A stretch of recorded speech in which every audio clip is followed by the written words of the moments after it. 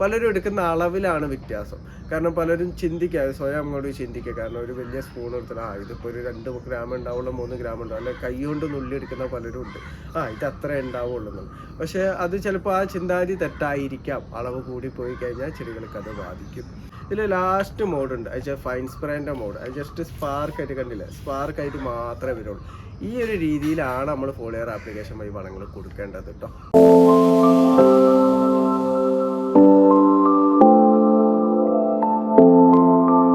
Hi, നമസ്കാരം. ഫാസിലാണ്. എൻ്റെ പുതിയ വീഡിയോയിലേക്ക് എല്ലാവർക്കും സ്വാഗതം. ഞാൻ ഇന്ന് പറയാൻ വേണ്ടി പോകുന്നത് എന്താ വെച്ചാൽ, നമ്മൾ ചെടികളിൽ ഇലകളിൽ ഫോളിയർ ആപ്ലിക്കേഷൻ വഴി വളങ്ങൾ കൊടുക്കുന്നത് എന്തിനാണ്, അതിൻ്റെ ഗുണങ്ങൾ എന്തൊക്കെയാണ്, അങ്ങനെ കൊടുക്കുമ്പോൾ ശ്രദ്ധിക്കേണ്ട കാര്യങ്ങൾ എന്തൊക്കെയാണ്, അതിനെക്കുറിച്ചിട്ടൊക്കെയാണ് ഞാൻ ഇന്നത്തെ എൻ്റെ വീഡിയോയിലൂടെ പറയുന്നത്.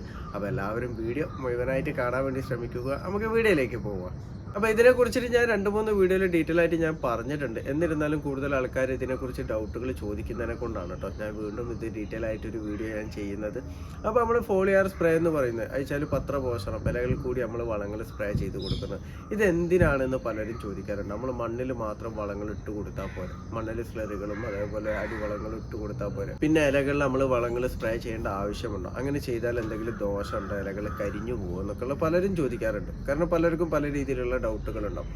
അപ്പോൾ ഈ ഫോളിയർ ആപ്ലിക്കേഷൻ വായിച്ച ഫോളിയർ സ്പ്രേ നമ്മൾ ചെയ്യുന്നത് എന്തിനാണെന്ന് വെച്ചാൽ, നമ്മൾ മണ്ണിൽ ജൈവവളങ്ങളോ അല്ലെങ്കിൽ ഇപ്പോൾ രാസവളങ്ങൾ ഇട്ട് കൊടുക്കുന്നവരാണെന്നുണ്ടെങ്കിൽ നമ്മൾ മണ്ണിൽ വളങ്ങൾ ഇട്ട് കൊടുത്തു കഴിഞ്ഞാൽ അത് ചെടിക്ക് എപ്പോഴും വലിച്ചെടുക്കാൻ പറ്റണം എന്നില്ല. പല കാരണത്തിൽ, കാരണം മണ്ണ് അസിഡിക് ആണെങ്കിൽ വളങ്ങളൊന്നും വലിച്ചെടുക്കാൻ വേണ്ടി പറ്റില്ല.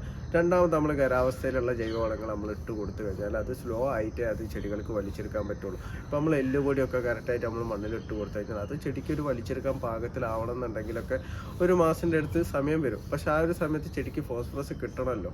അപ്പോൾ അങ്ങനെ കിട്ടണമെന്ന് വരുമ്പോൾ ആ സാഹചര്യത്തിൽ നമ്മൾ എങ്ങനെയാണ് ചെടികൾക്ക് കൊടുക്കുക? കാരണം ചെടികൾക്ക് കറക്റ്റായിട്ട് കിട്ടേണ്ട മൂലകങ്ങളുണ്ട്. പ്രധാന മൂലങ്ങളാണെങ്കിലും സെക്കൻഡറി മൂലകങ്ങളാണെങ്കിലും സൂക്ഷ്മ മൂലകങ്ങളാണെങ്കിലും അതൊക്കെ കറക്റ്റായിട്ട് ചെടിക്ക് അതാത് സമയത്ത് കിട്ടേണ്ട അളവിൽ തന്നെ ചെടിക്ക് കിട്ടിക്കൊണ്ടിരിക്കണം. ഇല്ലാന്നുണ്ടെങ്കിൽ ചെടികൾ അതിൻ്റെ ഡെഫിഷ്യൻസി കാണിച്ചുകൊണ്ടേയിരിക്കും.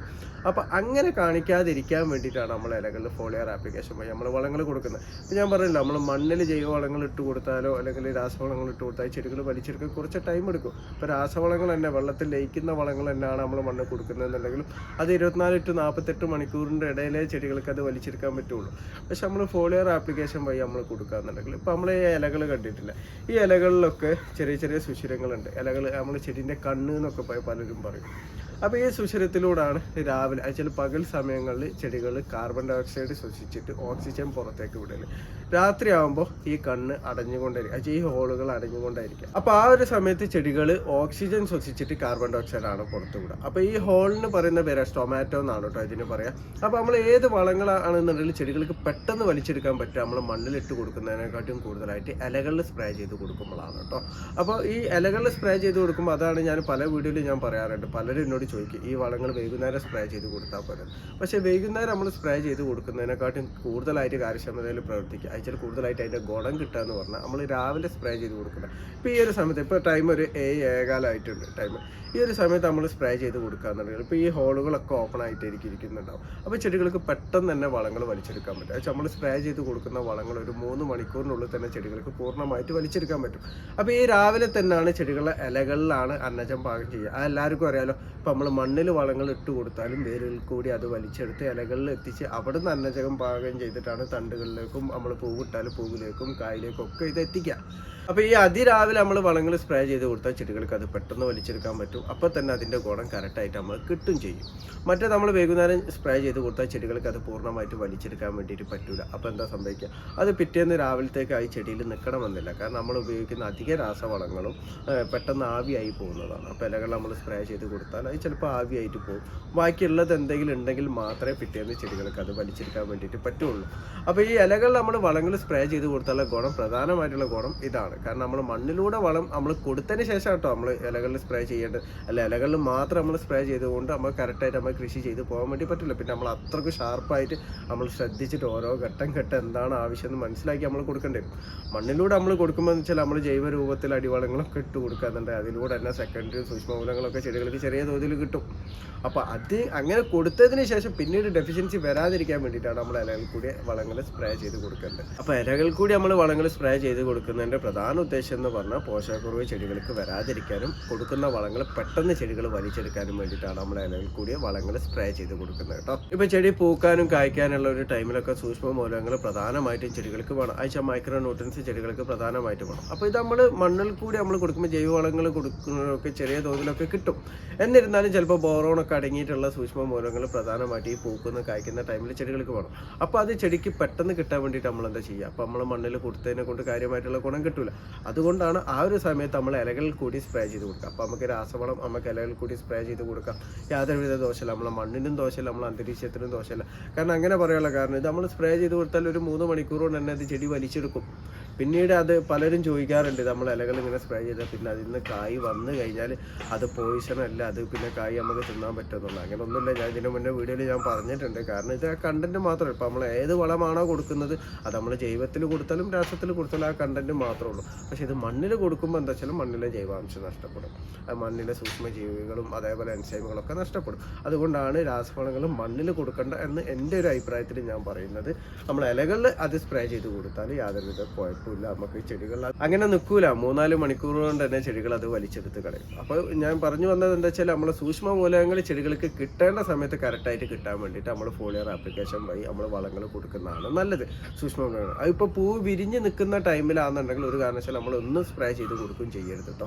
കാരണം പലരും ഇപ്പം എന്നോട് ചോദിക്കുന്നതാണ്, പൂ വിരിഞ്ഞ് നിൽക്കുകയാണ്, ഇപ്പം ഞാൻ മൈക്രോ ന്യൂട്രിയൻസ് കൊടുക്കട്ടെ, അല്ലെ ഇപ്പം ഞാൻ SOP കൊടുക്കട്ടെ എന്നുള്ളത്. പൂ വിരിഞ്ഞ് നിൽക്കുന്ന ടൈമിൽ നമ്മൾ വളങ്ങൾ സ്പ്രേ ചെയ്ത് കൊടുത്താൽ ദോഷം എന്താണെന്ന് വെച്ചാൽ ഒന്നാമത്തെ കാരണം കറക്റ്റായിട്ട് പരാഗണം നടക്കില്ല. കാരണം ഇതിലേക്ക് പരാഗണം നടക്കണമെന്നുണ്ടെങ്കിൽ വണ്ടുകളും പ്രാണികളും വരുന്നുണ്ടെങ്കിൽ ഇതിൻ്റെ സ്മെല്ല് ഫെർമോണിൻ്റെ സ്മെല്ല് അടിച്ചിട്ടാണ് വരുന്നത്. അപ്പോൾ നമ്മൾ ഈ വളങ്ങൾ സ്പ്രേ ചെയ്ത് കൊടുത്താൽ ആ സ്മെല്ല് അവിടെ മുറിയും. അപ്പോൾ ഈ കീടങ്ങളോ പ്രാണികളോ ഒന്നും നമ്മളെ ചെടിയിലേക്ക് വരില്ല, പരാഗണം നടത്താൻ വേണ്ടി വരില്ല. രണ്ടാമതൊരു കാര്യം എന്താ വെച്ചാൽ നമ്മൾ ഈ ചെടികൾ പൂവിലൊക്കെ വെള്ളം വെച്ചാൽ വളരെ സോഫ്റ്റ് ആയിരിക്കും, അതിലേക്ക് വെള്ളത്തുള്ളിയോ മഞ്ഞത്തുള്ളിയോ ഇതേപോലെ നമ്മൾ വളങ്ങൾ സ്പ്രേ ചെയ്യുന്നൊക്കെ തുള്ളി അതിലേക്ക് എടുക്കുകയെന്നുണ്ടെങ്കിൽ ആ പൂ കരിഞ്ഞു പോകാനും ചാൻസ് കൂടുതലാവും. പൂ വിരിഞ്ഞ് നിൽക്കുന്ന ടൈമിൽ നമ്മളൊന്നും സ്പ്രേ ചെയ്ത് കൊടുക്കരുത്. ഒന്നെങ്കിൽ അതിന് മുന്നോടിയായിട്ട് നമ്മളത് കറക്റ്റ് കൊടുക്കുക. പിന്നെ പൂ വിരിഞ്ഞ് അതൊക്കെ ഒരു കണ്ണി ആയതിനു ശേഷം നമുക്ക് ഇലകളിൽ കൂടിയ വളങ്ങൾ സ്പ്രേ ചെയ്ത് കൊടുക്കുക. ആ ഒരു ടൈമിൽ ചെടിക്ക് കിട്ടേണ്ട പൊട്ടാസ്യം കൊടുക്കണമെന്നുണ്ടെങ്കിൽ SOP അല്ലെങ്കിൽ മറ്റേതെങ്കിലും രൂപത്തിൽ ഫോളിയർ ആപ്ലിക്കേഷൻ വഴി കൊടുക്കുന്ന പൊട്ടാസ്യം വളങ്ങൾ നമുക്ക് സ്പ്രേ ചെയ്ത് കൊടുക്കാം. അതേപോലെ തന്നെ ബോറോണൊക്കെ അടങ്ങിയിട്ടുള്ള മൈക്രോ ന്യൂട്രിയൻസും നമുക്ക് ആ ഒരു സമയത്ത് നമുക്ക് സ്പ്രേ ചെയ്ത് കൊടുക്കാൻ പറ്റുന്നതാണ് കേട്ടോ. പിന്നെ പലരും പറയുന്നതാണ്, നമ്മൾ ഫോളിയർ ആപ്ലിക്കേഷൻ വഴി വളങ്ങൾ കൊടുത്തു കഴിഞ്ഞാൽ ഇലകൾ നല്ല രീതിയിൽ കരിഞ്ഞു പോകുന്നുണ്ട്, നമ്മൾ മണ്ണിൽ കൊടുക്കുന്ന പോലെ എല്ലാ ഇലകളിൽ കൊടുക്കുന്നത് എന്നുള്ള പലരും പറയുന്നുണ്ട്. ശരി തന്നെയാണ്. നമ്മൾ ഫോളിയർ ആപ്ലിക്കേഷൻ വഴി നമ്മൾ വളങ്ങൾ കൊടുക്കുമ്പോൾ അളവിൽ പ്രത്യേകം നമ്മൾ ശ്രദ്ധ പുലർത്തണം. കാരണം നമ്മൾ മണ്ണിൽ കൊടുക്കുമ്പോൾ ലേശം ഒന്ന് കൂടിപ്പോയി കഴിഞ്ഞാലും അത് ചിലപ്പോൾ ചെടിക്ക് വിലങ്ങനെ ബാധിക്കില്ല. കാരണം ഒരുപാട് അത് വേസ്റ്റ് ആയിട്ട് പോവുകയാണ് ചെയ്യുക. പക്ഷേ ഇലകളിൽ നമ്മൾ സ്പ്രേ ചെയ്ത് കൊടുക്കുമ്പോൾ ലേശം കൂടിപ്പോയി കഴിഞ്ഞാൽ ഇലകളിൽ റൗണ്ട് ഡോട്ടുകൾ വരാനും ഇലകൾ കരിഞ്ഞു പോകാനും ചെടി തന്നെ വാടിപ്പോകാനൊക്കെ ചാൻസ് കൂടുതലാണ്. അപ്പോൾ എപ്പോഴും അതിൻ്റെ ഡോസേജ് നമ്മൾ ശ്രദ്ധിക്കണം. അപ്പോൾ ഒരു പാക്കറ്റ് നമ്മൾ വാങ്ങാന്ന് വെച്ചാൽ 1 ഗ്രാമോ 2 ഗ്രാമോ അത്ര എടുത്താൽ മതി. പിന്നെ ചെടിക്ക് അത്രക്കും ആവശ്യമുണ്ട് എന്നുണ്ടെങ്കിൽ മാത്രം, നമ്മൾ വലിയ ചെടിയൊക്കെ ആണെന്നുണ്ടെങ്കിൽ മാത്രം നമ്മൾ 2 to 5 ഗ്രാം വരെ നമുക്ക് എടുക്കാം. അപ്പോൾ മൈക്രോ ന്യൂട്രിയൻസ് ഒക്കെ നമ്മൾ സ്പ്രേ ചെയ്ത എന്നുണ്ടെങ്കിൽ നമ്മൾ 2 ഗ്രാമിൽ കൂടണ്ട, 2 ഗ്രാം തന്നെ ജസ്റ്റ് എടുത്താൽ മതി. അതുപോലെ NPK 19 ഒക്കെ നമ്മൾ പലരും സ്പ്രേ ചെയ്ത് കൊടുക്കുന്നതാണ്. അതൊക്കെ ചെടീൻ്റെ ആദ്യഘട്ട വളർച്ചയിലൊക്കെ നമ്മൾ 2 ഗ്രാം തന്നെ എടുത്താൽ മതി. ഇനിയിപ്പോൾ ലേശം ചെടി വലുതൊക്കെ ആണെന്ന് തോന്നുകയെന്നുണ്ടെങ്കിൽ 2-3 ഗ്രാമൊക്കെ നമുക്ക് എടുക്കാം. ഒരു 5 ഗ്രാം വരെ നമുക്ക് പോകും. അതിൽ കൂടുതൽ നമ്മളൊരു കാരണവശാലും നമ്മൾ എടുക്കാൻ വേണ്ടി പാടില്ല. പലരും എടുക്കുന്ന അളവിലാണ് വ്യത്യാസം. കാരണം പലരും ചിന്തിക്കുക, സ്വയം അങ്ങോട്ട് ചിന്തിക്കുക. കാരണം ഒരു വലിയ സ്പൂൺ എടുത്താൽ ഇതിപ്പോൾ ഒരു 2 ഗ്രാം ഉണ്ടാവുള്ളൂ, 3 ഗ്രാം ഉണ്ടാവും, അല്ലെങ്കിൽ കൈ കൊണ്ട് നുള്ളി എടുക്കുന്ന പലരും ഉണ്ട്. ഇത് അത്ര ഉണ്ടാവുള്ളൂ. പക്ഷേ അത് ചിലപ്പോൾ ആ ചിന്താഗതി തെറ്റായിരിക്കാം. അളവ് കൂടിപ്പോയി കഴിഞ്ഞാൽ ചെടികൾക്ക് അത് ബാധിക്കും.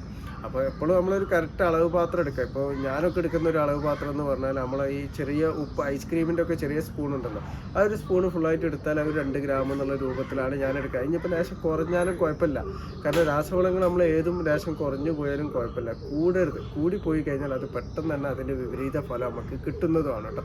രണ്ടാമത് നമ്മൾ ചെയ്യേണ്ടതാണ്, കാരണം പലരും സ്പ്രേ ചെയ്ത് കൊടുക്കലെന്ന് പറഞ്ഞാൽ വെയിലുള്ള ടൈമിലാഴ്ച ഒരു 10 മണിക്ക് ചെയ്ത് കൊടുക്കുന്ന ആൾക്കാരുണ്ട്, ഉച്ചയ്ക്ക് ശേഷം 3 മണിക്ക് ചെയ്ത് കൊടുക്കുന്ന ആൾക്കാരുണ്ട്. അപ്പോൾ ഈ ഒരു സമയത്തൊക്കെ നമ്മൾ ചെയ്ത് കൊടുക്കുകയെന്നുണ്ടെങ്കിൽ നമ്മൾ ഈ വെള്ളത്തുള്ളികൾ ഒന്നാമൊരു രാസവളമാണ് ഈ ചെടീൻ്റെ മേലെ ഇലകളിൽ കിടക്കുന്നത്. അതിൻ്റെ മേലെ തന്നെ നമ്മൾ സൂര്യപ്രകാശം ഡയറക്റ്റായിട്ട് അടിക്കുന്ന ടൈമിൽ ഇലകളിൽ കറുത്ത റൗണ്ട് വരും. അതേപോലെ ഇലകൾ കരിഞ്ഞു പോകാനും ചാൻസ് കൂടുതലാണ്.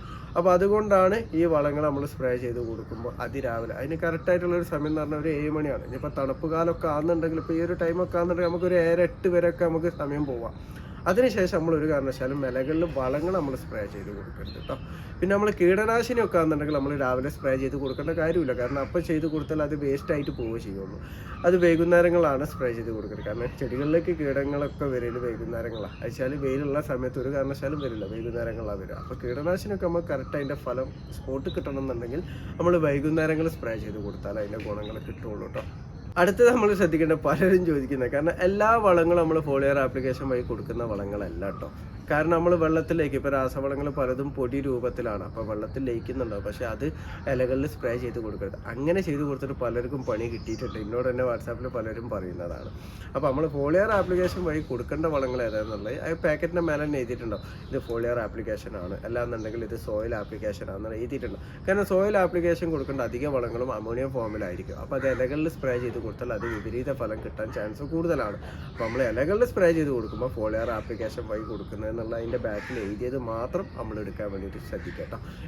ഇപ്പോൾ കഴിഞ്ഞ ആഴ്ചയും കൂടി എന്നോട് വാട്സാപ്പിൽ ഒരാൾ ചോദിച്ചിട്ടുള്ളൂ, നമ്മളെ ബയോ പൊട്ടാഷ് ഉണ്ടല്ലോ, ബയോ പൊട്ടാഷ് അതിൽ ലേശം പൗഡറും അല്ല, ലേശം ഒരു ക്രഷ് രൂപത്തിലാണ് ഉണ്ടാവുക. അപ്പോൾ അത് വെള്ളത്തിൽ ലയിപ്പിച്ചിട്ട് സ്പ്രേ ചെയ്ത് കൊടുത്തിട്ടുണ്ട്. അപ്പോൾ അങ്ങനെയൊന്നും നമ്മൾ കൊടുക്കേണ്ട ആവശ്യമില്ല. ഇലകളിൽ കൊടുക്കാനാണെന്നുണ്ടെങ്കിൽ ഫോളിയർ ആപ്ലിക്കേഷൻ വഴിയുള്ളത് മാത്രം സെലക്ട് ചെയ്യുക. അത് മാത്രം നമ്മൾ ഇലകളിൽ സ്പ്രേ ചെയ്ത് കൊടുത്താൽ മതി കേട്ടോ.